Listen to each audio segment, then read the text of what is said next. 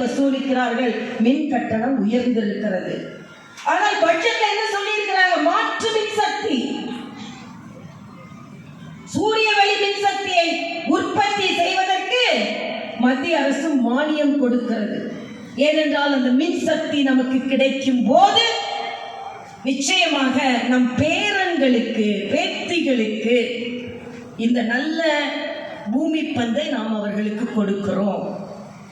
இதை தொலைநோக்கை பார்ப்பதற்கு ஒரு நரேந்திர மோடி வேண்டும். உங்களுக்கு தொலைநோக்கு திட்டம் எதுவுமே இருக்காது. நீங்கள் நரேந்திர மோடி அவர்கள் எந்த திட்டத்தை 2047 பற்றி சிந்தித்துக் கொண்டிருக்கிறார். ஆனால் நீங்கள் யாரை பற்றி சிந்தித்துக் கொண்டிருக்கிறீர்கள்? ஒரு சின்ன உதாரணம் சொல்கிறேன். காங்கிரஸ் ஆட்சி காலத்தில் 5.5 லட்சம் கோடி கடன் வாங்கினார்கள். இதில் 3 லட்சம் கோடி மட்டும்தான் வளர்ச்சி திட்டங்களுக்கு போனது. மிச்சம் செலவு அதிகமாகும். ஆனால் பாரதிய ஜனதா கட்சி ஆட்சியில 10 லட்சம் கோடி வாங்கிய கடன் 11 லட்சம் கோடியாக மாறி இந்த ஆண்டு அதில் ஏறக்குறைய 10 லட்சம் கோடி வளர்ச்சி திட்டங்களுக்கு மட்டுமே அனுமதிக்கப்பட்டிருக்கிறது. அதனால்தான் இன்னைக்கு மதுரையிலிருந்து நான் அடிக்கடி ஒரு சின்ன கதை சொல்வது உண்டு. என்னை பார்க்கறதுக்கு பாண்டிச்சேரியிலிருந்து வரேன்னு சொன்னாங்க. நீங்க வந்துருங்கப்பா, நான் நுங்கம்பாக்கத்தை தாண்டி தான் நிற்கிறேன், வந்துருங்க அப்படின்னு சொன்னேன். ஒரு 2 மணி நேரம் கழிச்சு வீட்டுக்கு எல்லாம் வந்துட்டாங்க. பாண்டிச்சேரியிலிருந்து வந்துட்டோங்கன்னாங்க. நீங்க எங்க இருக்கீங்கன்னு கேட்டாங்க. நான் சொன்னேன், இப்பதாங்க கோடம்பாக்கத்தை தாண்டி வந்துகிட்டு இருக்கேன்ப்பா அப்படின்னு சொன்னேன்.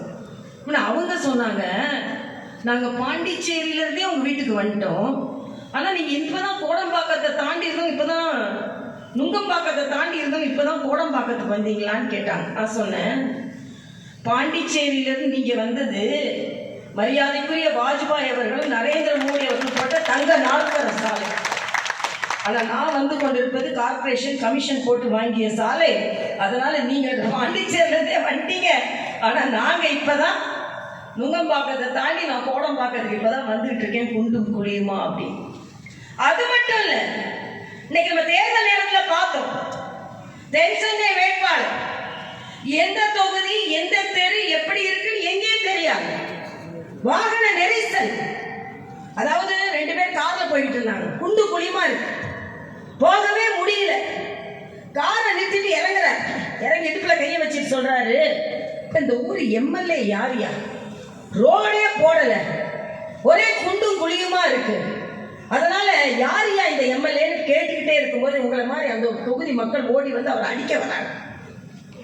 உடனே ரோடெல்லாம் குண்டும் குழியுமா இருக்கு, இந்த ஊர் எம்எல்ஏ யாருன்னு கேட்டாரு. ஏங்க அவர் அடிக்க போறீங்க அப்படின்னா, இந்த ஊர் எம்எல்ஏவே அவரு தாங்க.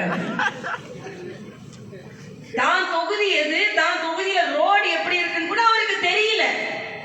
ஆக அப்படிப்பட்டவர்கள் தான் தென்சென்னை பாராளுமன்ற உறுப்பினர் அப்படிதானே இருக்கிறாங்க.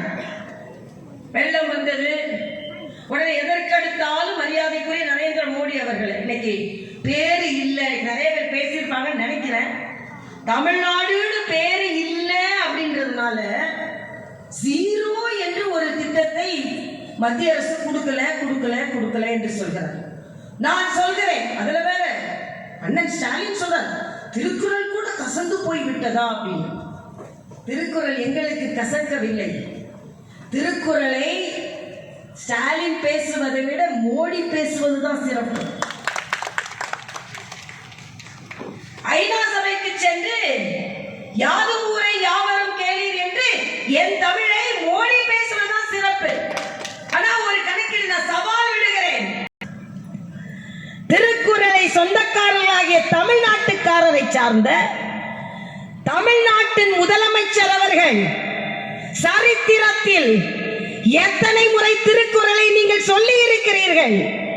சொல்ல மாட்டார், சொல்ல முடியாது. எழுதி கொடுக்கணும். கலைஞர் அதுல விற்பனர் தான், அதுல குறளோவியம் எழுதியர், அதெல்லாம் குறை சொல்லல. ஆனா முத்தமிழ் வித்தகரின் மகன் எத்தனை முறை திருக்குறளை நீங்கள் பிரயோகித்திருக்கிறீர்கள்? ஆனால் எங்கள் மோடி அவர்கள் செல்லும் இடமெல்லாம் திருக்குறளின் உயரிய தத்துவத்தை எடுத்து சொல்லி இருக்கிறார் என்றால் உண்மையான தமிழன் மரியாதைக்குரிய மோடி அவர்கள் என்று நெஞ்சு நிமிர்த்தி எங்களால் சொல்ல இயலும்.